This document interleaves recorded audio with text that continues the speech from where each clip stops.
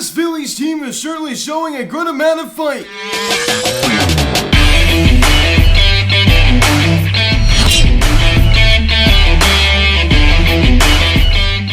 What is going on, everybody? Welcome to Phillies Sensitive Media. Today we recap the last night's game between the Philadelphia Phillies and the Milwaukee Brewers as the Phillies defeat the Brewers both on a score of 3-2 as we come back and win against Josh Hader there in the top of the ninth inning. Now, guys, before getting into this video, please subscribe if you have not yet. Please share, engage your bell. Please like this video, comment on this video, share this video, and let's get into this. Howard Bohm with a game-tying home run in the top of the ninth inning off of Josh Hader, who was 18 for 18 his opportunities here in 2022 as he allows his first run against the Phillies, and then Matt Vierling hits a shoulder shot to left field to put the Phillies in front 3-2. So this Phillies team is certainly battling. Right? We are fighting back. Something we haven't seen in some time now. We win our 5th straight. So we go on that 5-game losing skid, and then now we have won 5 straight. So we're now just 3 games under 500. So this team is certainly heating up, and I think that's what we needed, a new voice. We needed a new voice, and these guys are certainly going out there and having fun playing the game, right? I mean, the fundamentals certainly are not there still. I mean, grinding in a double play, the bases loaded, not getting the job done. Corey Knebel still looks shaky. I mean, bases loaded there in that bottom of the 9th inning. I mean, it's always something. As we pick up the scoring summary here in the bottom of the 1st inning, Ranger Suarez, who gave us 7 strong innings last night going against former Phil Andrew McCutchen, as McCutchen doubles on a ground ball to left field down the line. A diving attempt by Alec Bohm was to no avail as Christian Yelich comes around to score 1-0 Milwaukee here in the 1st. So McCutchen was able to move up to 3rd on that one. So Andrew McCutchen going against his former squad doubles on that ground ball to left field to put the Brewers in front 1-0. Right, of course, we always did enjoy Andrew McCutchen during his time with the Phils for the 3 seasons. So we did see him earlier this year at Citizens Bank Park when the Brewers came to town. Right, the last time we saw this Brewers team was that abysmal Sunday Night Baseball Andrew Hernandez. Right, I think we all remember that. Right, that was just abysmal. So Andrew McCutchen, unfortunately, gives the Brewers a 1-0 lead. And we pick it up here in the top of the 3rd inning. Bryce Harper, who is one of the few guys on this team that actually knows how to play fundamental baseball, as he is to sacrifice fly out to left field the other way. Mickey Moniak comes around to score, and the Phillies tie it at 1. So the reigning NL MVP collects his 41st RBI of the season to drive home Mickey Moniak, the 1st-round pick out of 2016. Then we pick it up here in the bottom of the 4th inning. Raleigh Talese doubles on a line drive to left field. Christian Yelich comes around to score. Talese's 13th double of the season, and the Brewers now retake the lead, now a 2-1 ball game. So that was pretty much it for Ranger Suarez. Right, he'd settle down after that, and he would eventually be taken out after that 7th inning. So he gave us 7 strong innings last night. Certainly a bounce back start, only allowing 2 runs, as I said before. Stuff was working pretty well. I mean, 5 strikeouts, which was decent through 7 innings. Not really the kind of guy that's going to rack up a tremendous amount of strikeouts. This Phillies team, and they're going against one of the best pitching staffs in all baseball. I mean, this is a really good Milwaukee Brewers pitching staff. We saw that at Citizens Bank Park, late April. We saw it then, and we certainly saw it again last night. We pick it up here in the top of the 9th inning. Alec Bohm going against Josh Hader, who, as I said, had not allowed a run all season long. He was 18 for 18 to save opportunities. 18 for 18 as Alec Bohm leads off the inning by homering on a fly ball to the left center field. It goes over the wall. Bohm's 4th home run of the season, and the Phillies tied at 2. Unbelievable. You should have saw Josh Hader's reaction, especially on the Matt Vierling solo shot that would put the Phillies in front. So Alec Bohm showing a tremendous amount of fight. Honestly, I was really down on him earlier. I mean, we had a chance. We had Didi Gregorius at 3rd, who had a triple home, and it's a soft ground ball to first base. He broke his bat. He got jammed, and I was just frustrated with him. I'm like, just practice fundamental baseball, and he certainly makes up for it with that home run off of Josh Hader. I mean, of all people, on this Phillies team, Alec Bohm ties the ball game. It wasn't Bryce Harper, it wasn't Nick Castellanos, it wasn't Kyle Schwarber, it was Alec Bohm. A guy that was not known for hitting home runs, that is for sure, and he goes to the left side of the field, left center field, which is huge, right? I mean, we always talk about, almost how he goes the other way a little too much. He needs to do a better job at hitting the ball more to the pull side. Then we pick it up here in the same inning, Matt Vierling with his 1st home run of the season, finally, as he was recalled, due to Johan Juan Camargo being placed on the 10-day IL, which is a huge bummer. Scott Kingery also recalled as he homers on a fly ball to left center field, and the Phillies now take a 3-2 lead. I mean, Josh Hader, he just was in utter disbelief. You saw the smirk on his face. He just couldn't believe it, as the Phillies were certainly fired up as they should be. So 5 straight wins for this Phillies team. 3-2 Philadelphia is your final. So we won the first game of the series. Now, if you do remember, we did have a comeback against the Milwaukee Brewers in the first game of the series at Citizens Bank Park, and unfortunately that series did not end so well.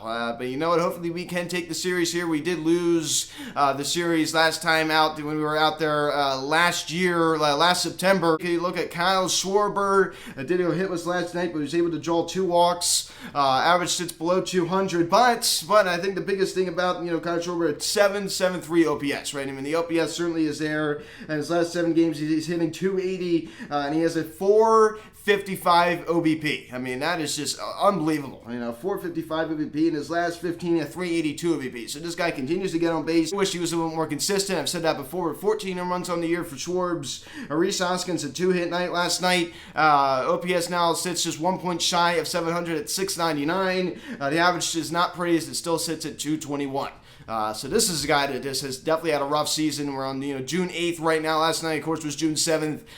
So June 7th really hasn't produced very much. It's been no secret. So this Phillies offense certainly has been underwhelming. But you know what? We just got to try and win baseball games. We have to try and win baseball games. Anyway, we got to do it. Bryce Harper had that nice single to right field, the sacrifice fly to drive in the first Phillies run of the ball game. So he knows fundamental baseball. Average still sits at 309, OPS at 990. So he just continues to have an MVP season, continues to put up MVP numbers. Talked about it yesterday in Phillies House of Outline. Please go check it out. And Nick Castellanos, 2 knocks last night. So he was able to get his average now just 1 point shy of 250 at 249, and the OPS sits at 717. So as I talked about a few times before, you have Kyle Schwarber hitting 194. He manages to have a 773 OPS, when Nick Castellanos is just hitting 249, and he manages to have a 717 OPS. So isn't that just crazy? A guy is hitting over 50 points higher, has a significantly lower OPS. The guy's hitting, it's just crazy. It's just crazy. And JT with a rough his performance last night. We saw he was going to start to heat up a little bit. He was starting to heat up, and average down drops to 247 as he grinded into a double play with the bases loaded. I've never seen a guy that just can't get a big hit. I mean, we saw it a little bit, a few days ago, but very rarely does he ever do something like that. He always chokes when there's a big spot in the game, and he's up at the plate, and there's an opportunity to do something. He never is there. He's never there. He's never been a clutch hitter. Even in his really good days back in 2019 and 2018 with final year with Miami, he's never been a clutch hitter. Didi Gregorius with that triple. Of course, we stranded him at third with 1 out because we don't know how to play fundamental baseball. Despite a win last night, we still just don't know how to do fundamental baseball. I've never seen anything like it. Alec Boehm, only one hit was a big one. That home run to left center field to tie the game off of Josh Hader. That was just huge. So a blown save and a loss for Josh Hader. You love to see it, man. You just love to see it. And Bryson started with a rough hit performance last night after he hits that 3-run home run against Los Angeles. The other day he comes back out and has a rough hitless performance. And Matt Vierling also, only one hit was a big one. That home run to left center field as he was pinch hitting for Mickey Moniak. Collected a hit and scored on the Bryce Harper sacrifice fly.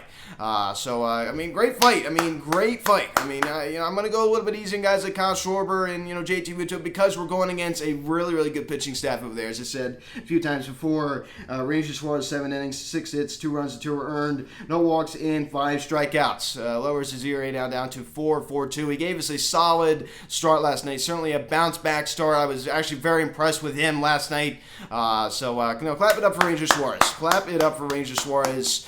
We certainly needed that, right? He has really been struggling. I think that the biggest thing with him, we see it mostly with Kyle Gibson. A lot of this, Philly starting pitching situation when we always just have that one spot in the game, that one part of the game that really does us in, right? I mean, we really struggle with just that one part, one spot in the game, and we really didn't see that last night at Rangers Suarez. I think that's why he did so well. Of course, he allowed the RBI double by McCutchen and the Talise double for the only 2 runs driven in by the Brewers in this game, but they were all kind of spread out, you know what I mean? It wasn't really just that one part of the game, and he really settled down. He really settled down. He used his stuff pretty well.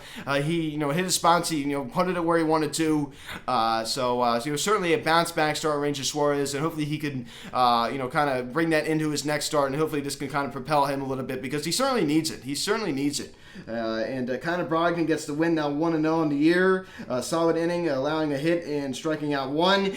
ERA now sits at 2.38. The velocity has been there. We've seen it the past couple appearances that he's had. We didn't see it all in spring training. That's why he did not make the team initially. But the velocity is certainly there. And this is a guy that, going back to even last year, beginning of last year, a guy that the Phillies certainly were high on. And we all know the potential was there from him. There's a lot of similarities between him and Ryan Matson. You all remember him, 10, 12 years ago. And Corey Knebel. Oh boy, this is loaded 2 out, and luckily we're able to get out of it. It's always something with this guy. I just don't understand it. 10 saves now in the year, but he walks McCutchen to start the inning, and luckily he's able to get out of it though. But I mean, still, it's just like the fact that it always has to end on hopefully it's just ridiculous. It is just ridiculous. Typical Phillies fashion. But what? A win is a win. Rob Thompson said, I'm sticking with Corey Knebel as a closer. So there you go right there. That is one sign that Joe Girardi and Rob Thompson certainly aren't very different. So there you go. I mean, as I said, and people are acting like they're surprised. I mean, why? Why are you surprised? I mean, they're exact prototypes of each other. I mean, essentially. So why would you be surprised about that? Of course he's going to stick with Corey Knebel as the closer. I've been advocating for Brad Hand to be the closer. I don't understand why. I mean, this guy, I understand maybe you don't want to take him out of a role he's been so great in because you want to keep him in a spot where he's good because he's good there. But why not just try it out for a little bit? Why not just try it out a little bit? So we rarely ever, step out of the box a little bit. I mean, we have to do that more. Aaron Nola tonight, 3-4 with a 3.02 ERA. Going against Hauser, 3-5 with a 3.51 ERA. So 8-10. And of course, we got the 2-10 start tomorrow, the finale of the series. Eflin, 2-4 with a 3.88 ERA going against Corbin Burns, the reigning NL Cy Young Award winner. That's certainly going to be tough. 3-3 with a 2.60 ERA. So hopefully we can win tonight because honestly, tomorrow is certainly going to be tough. But hopefully Zach Eflin can build off of his impressive start from last time. But Zach Eflin's the kind of guy, he's very inconsistent. We've seen that before, where he has that one good start and that one bad start and that one really good start and that one really awful start. He always does that. So hopefully he can be consistent. So this team certainly has been showing a lot of fight. We saw it in the Angels series. We certainly saw it on Sunday. So we are showing a lot of fight. Even the final game Joe Girardi managed last Wednesday, we even showed fight in that game against the Giants. And we were able to come back. We didn't give up. So this team certainly has had a good week. I mean, we're winning games. We're doing it in an exciting fashion. All these comebacks, something that's not very Phillies. But we really don't see that too often. So some league news: Los Angeles Angels have fired manager Joe Maddon after a 12-game losing streak. Now they're on a 13-game losing streak after Phil Nevin, former Yankees third base coach, was named the interim manager. Of course, he's back. He was with the Angels organization. The managers around baseball are on the hot seat right now. I mean, Dave Martinez and the Nationals, Joe Maddon's protege. That was his bench coach, at the Tampa Bay Rays, from 08 to 2014, and then he followed Joe Maddon to the Cubs, and then was the bench coach there until 17, and then was hired by the Nationals starting in the 2018 season. He is on the hot seat, ladies and gentlemen. So Dave Martinez of the Nationals, of course the Nationals are in the process of the Warner family's trying to sell them, and it's rumored that possibly GM and President Mike Rizzo might be out as well. Mets lose 7-0 last night to the Padres. Alonso gets hit. The X-rays, fortunately for him, did come back negative. Starling Marte also exited early, so the Mets now dealing with some more injury problems. The Braves stay hot as they win again, and that is their 6th straight victory. And they are now 29-27, 8 games back from first place as the Mets are 38-20. We are 26-29. So the Nationals, as I said, do lose again, 16.5 back.